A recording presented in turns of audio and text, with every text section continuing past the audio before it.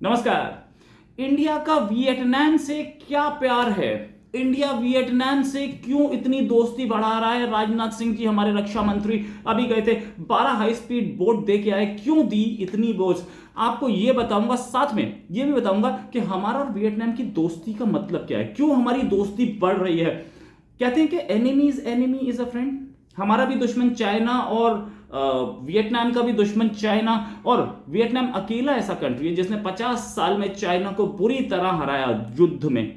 1979 में जो युद्ध हुआ था उसमें चाइनीज फोर्सेस अंदर घुस गई थी, लेकिन चाइनीज फोर्सेस को इतना बुरा झटका दिया वियतनाम ने कि वो वापस, हजारों लोग उनके सैनिक मारे गए और उसके बाद उन्हें वापस जाना पड़ा, मजबूरी में वापस जाना पड़ा। जबकि वियतनाम की सेना कंबोडिया में घुसी हुई थी, वो वापस नहीं आई, वो वहीं रही। खैर, ये सारी बातें एक तरफ है। हम दोनों की दोस्ती क्यों है? क्योंकि चाइना की एक्सपेंशनिस्ट पॉलिसी है।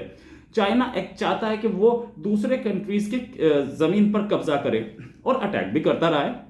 1950 में तिब्बत पे किया हमला, फिर उसके बाद उससे एनेक्स कर लिया उन्होंने। 1954 में उन्होंने ताइवान पे हमला किया, एनेक्स नहीं कर पाया, लेकिन हमला किया।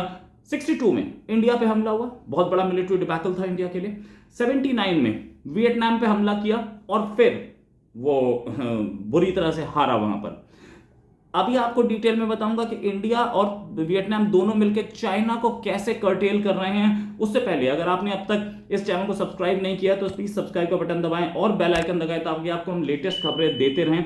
अब आते हैं इस खबर पर। ये पूरा खेल है साउथ चाइना सी का, जहां पर चाइना पूरे साउथ चाइना सी को अपना मानता है। क्यों अपना मानता है? क्योंकि वो एक 9 डैश लाइन बताता है।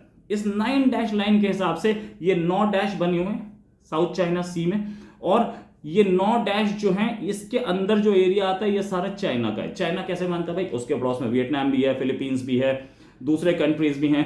इन सब का क्यों नहीं है? देखिए, 200 किलोमीटर तक जो है वो एक्सक्लूसिव इकोनॉमिक जोन होता है हर कंट्री का। चाइना का भी 200 किलोमीटर तक है, लेकिन अगर आपका आगे कोई आइलैंड बनता है तो वो आइलैंड की आप उस आइलैंड को लेते हुए उसके बीच का पूरा एरिया अपना मान सकते हैं। चाइना चाहता है कि इस एरिया में साउथ चाइना सी उसके हाथ में रहे, कंट्रोल में रहे। क्यों रहे?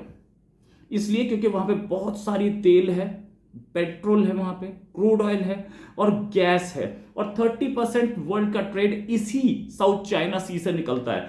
वो चाहता है उसके कंट्रोल में रहे।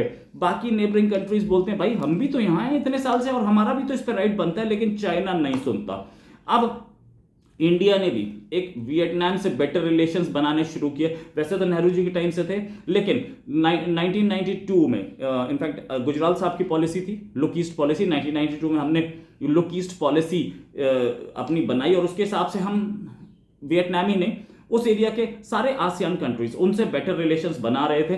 तो ये 9 डैश लाइन जो थी ये उसमें आड़े आती है, क्योंकि हम बेटर रिलेशंस बना रहे हैं। एक्सक्लूसिव जोन्स, उसमें हम जाकर के बात कर रहे हैं वहां पे तेल निकालने के लिए, उनके उनके एरिया में सिक्योरिटी देने के लिए। हम वियतनाम से ही नहीं, हम बाकी उसमें भी हैं। हम क्वाड के मेंबर हैं। हम जापान के साथ, ऑस्ट्रेलिया के साथ, अमेरिका के साथ मिल करके एशिया पैसिफिक पे हमारी नजर है। हम एक ग्लोबल पावर बन रहे हैं और इसमें हमें अपना रोल निभाना पड़ेगा। 2007 में इंडिया वियतनाम स्ट्रेटेजिक रिलेशंस भी शुरू हुए। मोदी जी ने आकर, प्राइम मिनिस्टर मोदी ने आकर 2014-15 में उस लुक ईस्ट पॉलिसी को एक्ट ईस्ट पॉलिसी बना दिया।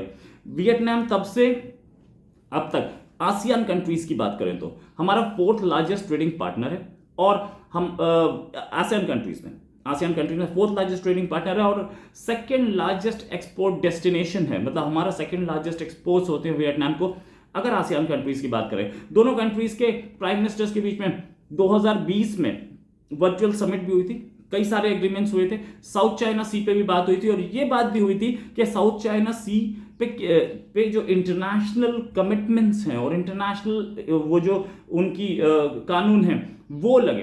हर किसी कंट्री का साउथ चाइना सी पे हक नहीं, हर कंट्री का हक है, सारे कंट्रीज का, वो न्यूट्रल सी है कि। लेकिन चाइना इन सारी ट्रीटीज को मानता ही नहीं। चाइना सीधे बोलता है हम जो हम बोल रहे हैं वो है, और चाइना की एक्सपेंशनिस्ट पॉलिसी सबको पता है क्या है। इसी पूरे गेम में चाइना ने वियतनाम के एक फिशिंग ट्रॉलर को भी गिरा दिया था। वो था अपने एरिया से थोड़ा सा बाहर होगा और फिशिंग होती थी, तो उस फिशिंग ट्रॉलर को गिरा दिया था, मार के गिरा दिया था। 8 क्रू मेंबर उसमें मारे गए थे। उसके बाद से वियतनाम को प्रॉब्लम आई थी। वियतनाम अब कहां लड़ेगा चाइना से, तो वियतनाम को प्रॉब्लम आई थी। वियतनाम ने उसके बाद हमसे ब्रह्मोस और आकाश दोनों मांगे थे।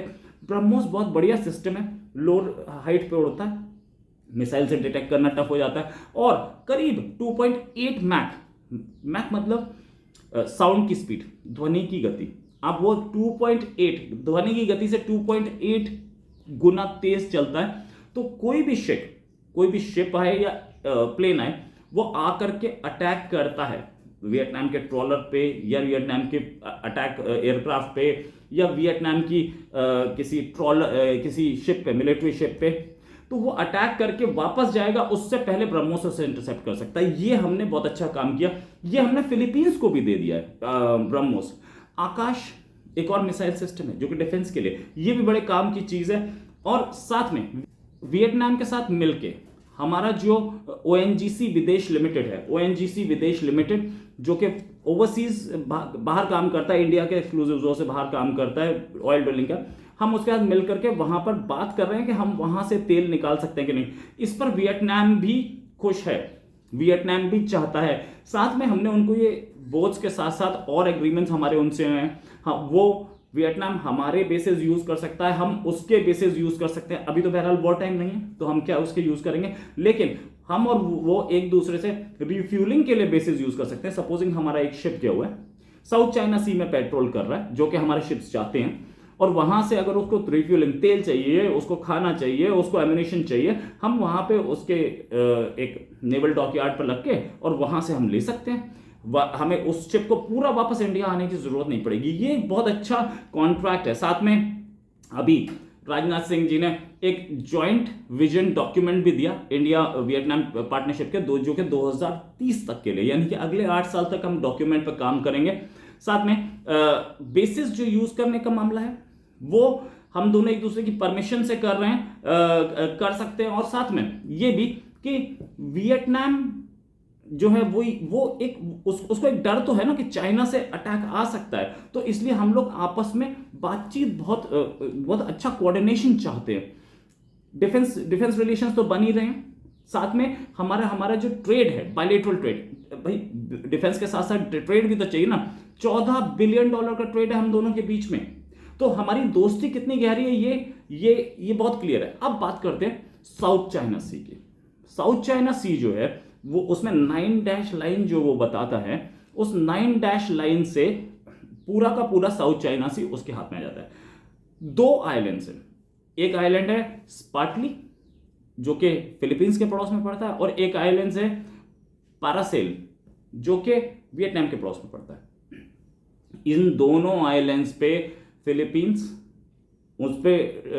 फिलीपींस जो है वो स्पार्टली पे वो अपना मानता है, उसको अपना मानता है। चाइना उसको अपना मानता है। ये पासले के साथ भी है, ये वियतनाम अपना मानता है, वो उसको अपना मानता है चाइना। ये दोनों के दोनों आइलैंड्स करीब हैं फिलीपींस और वियतनाम के, जबकि चाइना ये बोलता है कि ये किसी के भी करीब हैं मेरे इस पूरे गेम में, क्योंकि ये 2 आइलैंड्स कुछ ऐसे स्ट्रेटेजिकली लोकेटेड हैं कि पूरा साउथ चाइना सी इन आइलैंड्स और चाइना के बीच में पड़ जाता है, इसलिए चाइना इनको क्लेम करता है। अब जहां तक बात साउथ चाइना सी में है, क्या 11 बिलियन बैरल तेल है साउथ चाइना सी में। 11 बिलियन बैरल तेल, मतलब उसके हाथ में आ गया, चाइना के हाथ में, तो उसको अगले 50 साल तक तो कोई प्रॉब्लम नहीं है। साथ में गैस के बहुत भंडार हैं, 266 ट्रिलियन क्यूबिक फीट गैस है, मतलब ये भी अगले 50 साल तक गैस की प्रॉब्लम नहीं है। इतनी गैस और इतनी तेल में वो चाहता है कि उसका कब्जा हो जाए, जबकि वो इंटरनेशनल वाटर्स है। इसीलिए इंडिया की ONGC विदेश लिमिटेड वहां पहुंची है कि ठीक है हम भी तो करेंगे, तुम ही अकेले थोड़ी हो, और दूसरी कंट्रीज भी पहुंच रहे हैं वहां पे। अच्छा, इस पूरे मामले से निपटाने के लिए हुआ क्या, क्योंकि इस एरिया में, इस साउथ चाइना सी में वर्ल्ड का 10% फिशिंग भी है, यानी कि वहां से फिश निकलती है जो कि लोग अपने घरों में बनाते हैं। फिशिंग भी बहुत इंपॉर्टेंट बिजनेस है। अब 2014 में, क्योंकि ये दोनों के दोनों तो वो ले नहीं पाया आइलैंड्स, तो 2014 में चाइना ने एक आर्टिफिशियल आइलैंड बनाया। इसी साउथ चाइना सी में, और उस पर एक एयर स्ट्रिप बनाई और ऑब्जर्वेशन टावर बनाया। ये मामला चला गया इंटरनेशनल कोर्ट ऑफ जस्टिस में। अब इंटरनेशनल कोर्ट ऑफ जस्टिस में चला तो क्या, लेकिन वहां का जजमेंट जब आया 2016 में तो उन्होंने बोला कि ये चाइना का नहीं है, चाइना ने उसे मानने से मना कर दिया।